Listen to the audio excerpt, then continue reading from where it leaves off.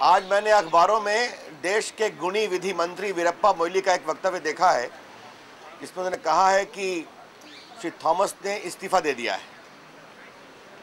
मेरे ख्याल में देश का कानून बहुत स्पष्ट है कि जब सुप्रीम कोर्ट किसी भी नियुक्ति को अवैधानिक पाता है, उसको क्वाश करता है, तो वो नियुक्ति हुई ही नहीं, ऐसा कानून का आदेश होता है।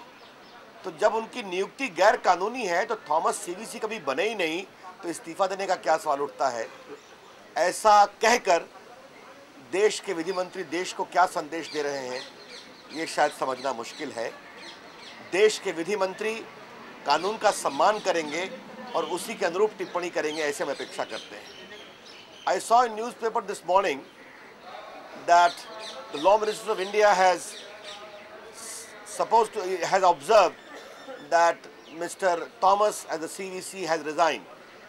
I think this very basic concept of law has to be stated, that if the Supreme Court or any court quashes any appointment being illegal, then that particular appointment has never come to have existence in law. And if Mr. Thomas's appointment has been quashed, then it never existed. Therefore, the question of resigning from that post doesn't arise, as Mr. Moily is reported to have said.